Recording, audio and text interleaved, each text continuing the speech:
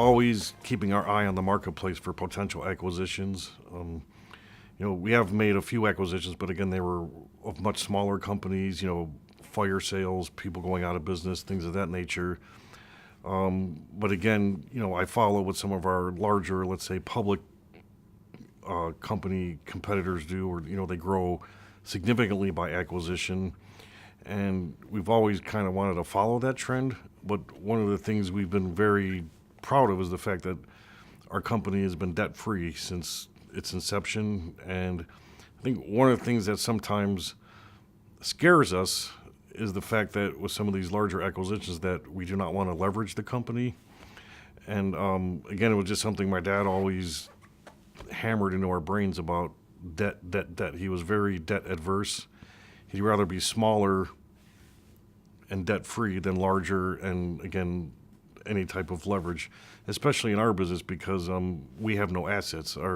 Being in the staffing business, obviously the most important asset is the people that we supply to our clients, but other than that, it's all cash flow and receivables. So again, leverage is very key to the success in our business and being able to finance the payrolls that we garner when we send out the employees to our clients. So again, I think as we progress into the future, there is going to come a point where acquisitions become a more important component of our growth. So I think at this time I'm more or less taking the opportunity to learn, because that's the other thing too. It's so much different. When you grow a company by sales, geographical growth, opening up, new offices, internal growth. At the end of the day, you're still getting your revenue by selling what you know. When you start getting into mergers and acquisitions, it's a whole different ballgame.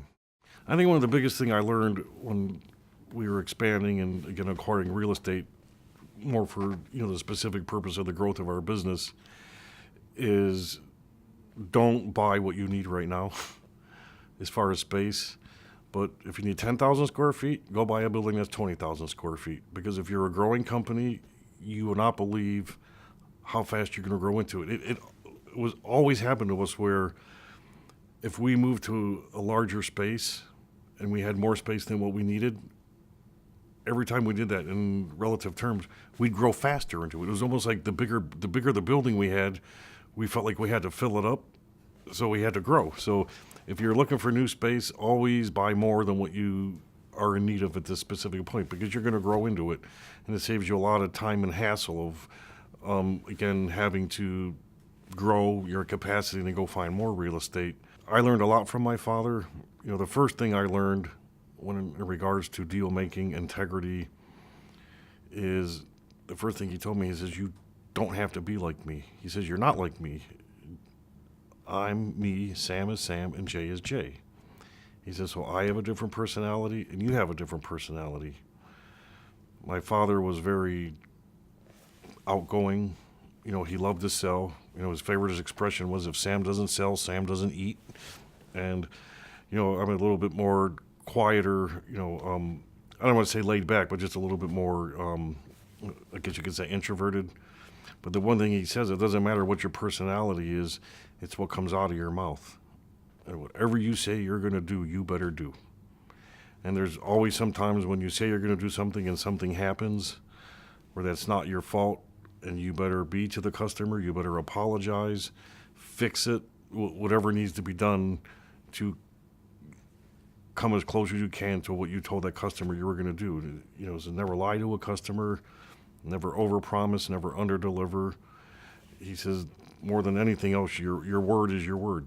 My dad was one of the few people who, he didn't want a contract from you. He wanted to shake your hand, and I remember he would always be very cognizant of, how people look towards him, how they look towards our business, how they look towards our family.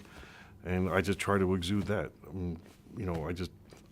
I'd rather be the one who, I want to say it the right way, I'd rather get screwed than be somebody that screws somebody.